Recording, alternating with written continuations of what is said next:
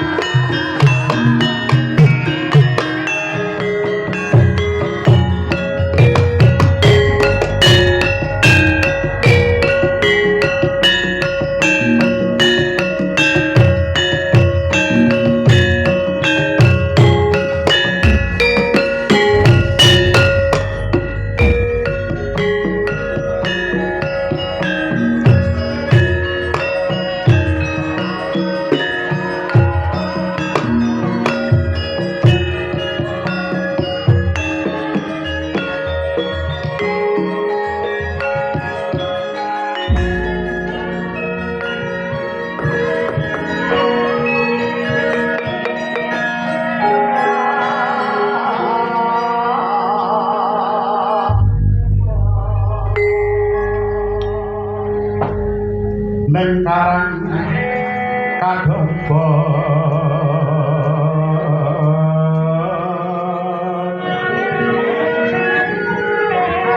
laledang Kyai Urasena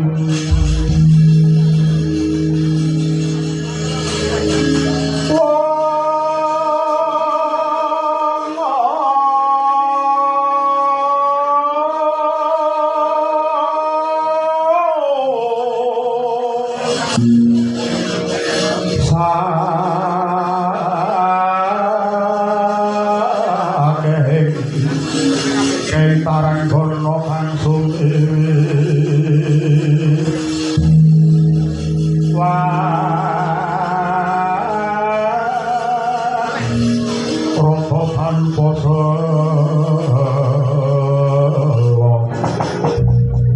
iwa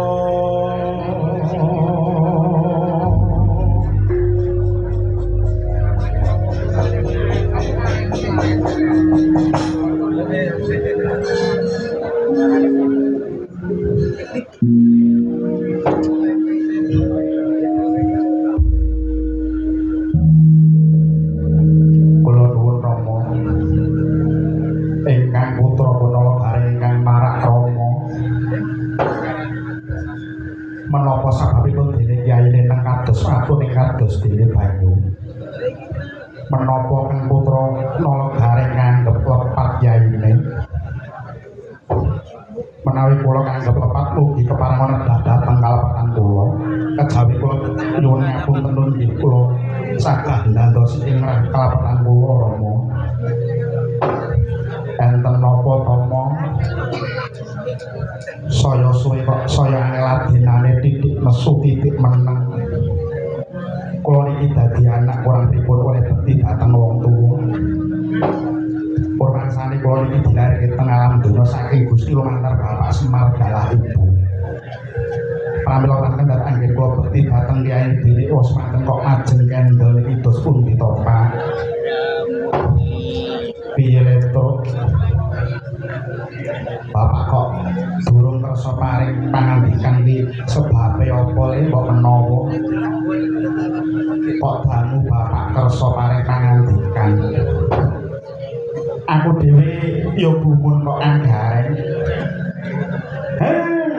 Bapak kok beteh lawan padatan malah tak sarang-sarang saiki Bapak yen siang ali dahar wanci dalu angel oleh sare dadane iki menggalih perkara apa ya kan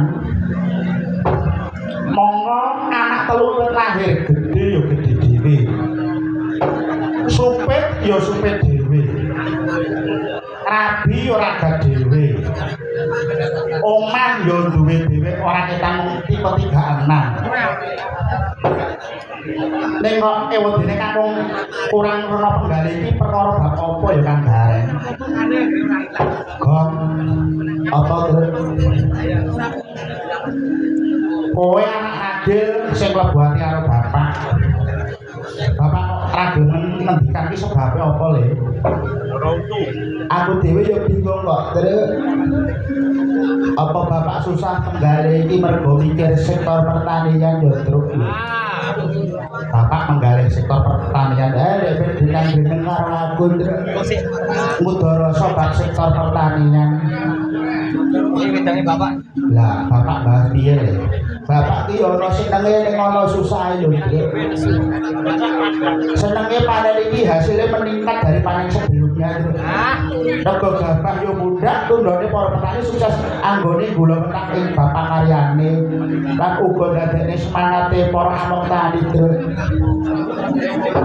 nah susah ngene iki uga ana rego gabah mundak ning pengusaha selat meluh lho lah apa penjualan hasil beras isih padha tegese ing bab penjualan mengalami siklus penurunan lho ya muga-muga ana kalibatan lan solusi kanggo para pejabat pemerintah ya Kong terutama di bidang pertanian gula nah kaya ngono kuwi lho Kang Gareng karo Bagong abot-abote bapak kuwi dadi pamong momong wong sakarang kadempel merenata wong sakarang kadempel monggo nyatane bapak kuwi minangka sok-sok agung ning karang kadempel kene goreh lan ora ning karang kadempel kuwi sing tanggung jawab bapak mula rahayune kok bapak kuwi duwe pambiyantu wujute Kang Gareng aku kelawan Bagong mula Kang Soro itu yen niat sabiyantu ya sing padha lahir batine oleh mbiyantu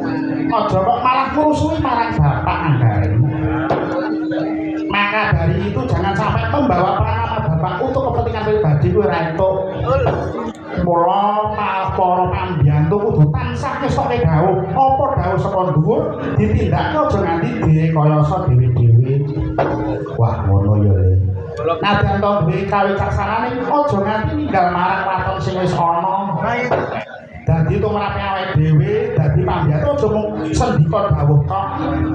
Ning ya kala mangsa ngetokno kawicaksanan ing bisa. Ning kuwi marang jejibane Bapak Semar. Ono ya Le. Iya Kang Gareng. Mula sapa iku ayo padha nyengkuyung marang program-programe Bapak Semar. Contone di bidang kesehatan ben supaya sehat, manggono aja nganti ning papan sing kumuh. Kudu mapan sakjroning papan resik lan steril. Mula mawatu-watu panyuwunku kanggo para pengusaha sing duwe pabrik-pabrik gedhe kae kudu iso ngolah limbahe. Aja nganti ngracuni marang lingkungan sakiwa tenene. Kabeh kudu iso lumaku nganti selaras lan ana manfaate Kang Gareng. Produksi pabrik yo mlaku sing ning kiwa tenene aja nganti keganggu. Sebab dumadine pabrik kuwi bisa nyuda anane pengangguran. Yen nganti pabrik kuwi tutup lan akeh PHK masuk, jelas akeh sing padha nganggur. Monggo nganggur kuwi nang endi parane amung tumuju marang tingkat kemiskinan. Mula Kang Gareng, jaman saiki mungsuhe ae ana siji kemiskinan, loro kebodohan, telu keterbelakangan kuwi wajib diberantas Kang Gareng. Wah bener Le. Luwe-luwe iki wajib rendeng. Kula iki hiburan kanggo masyarakat. Ayo padha sing prayitna peduli marang lingkungan sekitar. Yen ana got-got sing padha mepet wajib dibedah. Ben mili banyune aja nganti dadi sarang nyamuk. Wah iya ya Truk. Mula kesehatan kuwi penting, Bang. Wis bisa sehat lan ora mapan nggon sing kumuh, ing bab keamanan aja nganti dilirwakne. Mergo nek ngono bangun iki bisane rancak-rancar butuh ketentreman lan keamanan. Mula yen rembug bab keamanan aja mung dipasrahke marang aparat negara wae, utamane Satrio Bayangkara. Kang Gareng ngerti dhewe sepira akeh polisi lan TNI ning negarane dhewe. Ibarat mung pirang yuta ngomong wong meh 300 yuta jiwa kang mapan ning negara kita iki Kang Gareng. Mula tak jaluk anti banget warga kita bangsa Nusantara gelem ora gelem duweni kewajiban uga melu ngreksa marang karangharjanan Kang Gareng. Luwe-luwe ing bab lalu lintas anakmu kae gong dikandani. Walah terus ora kaya-kaya. Kok apa anakku geger ae njaluk sepeda motor. Loh, leh numpak ora nganggo aturan dumeh wani. Barang kebablasan lali Purwodoksina lah malah kecelakaan dhewe kok, Truk. Lah, kuwi ora kudu dikandani Le. Ibaratnya mlaku ngati-ngati wae nanti setengah slamet. Yen ora ngati-ngati padha karo sara nyawa. Bola-bali tak aturke rego helm iki pira to? Luwih larang sirahe timbang helme. Wong helm iki dudu-butuhe polisi kok, Gong. Kuwi butuhe sing numpak dhewe. Bola kepropok sepeda motore ya tak dol, Truk. Malah bali kepitun karo malah sehat Le, bebas polusi. Bener Kang Gareng. Mula dadi warga negara iki kok aja mung njaluk hak ini ya ngelingo marang wajibane. Wah bener kok Truk. Mergo urip jaman saiki ibarat ancek-ancek pucuke ngeri lho Truk. Saiki ana wong sing golek kesalahane pejabat kuwi ya saiki akeh kok Truk. Mula kudu ngati-ngati. Wong mergo oleh segelintir oknum tanpa duweni tata krama sing ora bisa ditular marang rakyat, imbase kabeh kenek kok Truk. Kawagong. Yen rembug bab perkara wong maido kuwi ora kurang kok Le. Yo wis karepe sing maido ya to. Aja kok sing bapak lan pejabat liyane. Kowe ngerti Kanjeng Nabi Muhammad iki, Gong? Kanjeng Nabi Muhammad kuwi ngajak apik dipakai watu kok, Gong. Kanjeng Nabi Muhammad kuwi nek awake dhewe kudu percaya Le, Gong, lan kowe Kang Gareng. Sing arep rusak karo sing arep bangun iki menang endi mengko ditonton wae. Aku dhewe ya merasake kok, Truk, anggone bapak leh merjuangke iki ya ora kurang-kurang. Ora milih siji lan sijine, kabeh iki ya dipadhake rata. Kiwa tengen yo njur disepadanke ning kok imbase malah di framing kono kene ya, Truk. Aku ki dadi anake yo ketut framing iki, Truk. Yo ora dadi ngopo, Truk. Penting niate dhewe apik lan ora nyelakani siji lan liyane ya, Kang. Wah iya Le. Mula wong bapak kinawi lawaitune mung pancen kepengin ngangkat derajate bangsa. Kula ora beda kaya Bapak Semar kuwi.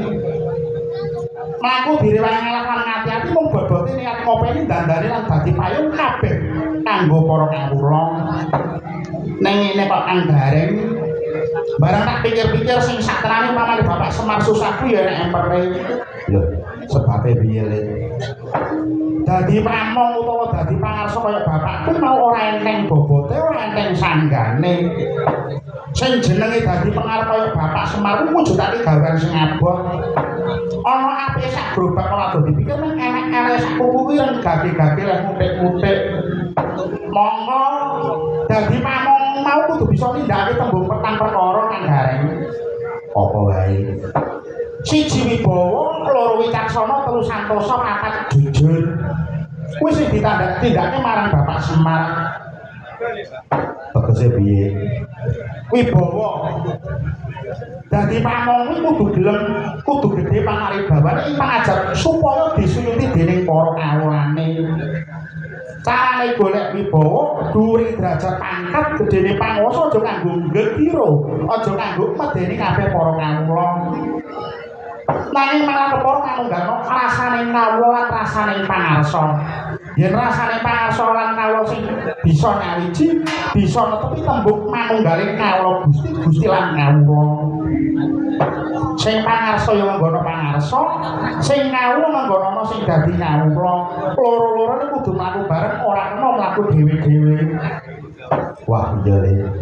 Sing angka loro tembunge wicaksana, tegese adil. Dadi pengarep dadi pamong mau kudu adil, ora kena banci ndek banci landan. Ora kena bedak-bedake ndek dhuwuring pangkat asor luhuring derajat. Lan ora kena bedak-bedake marang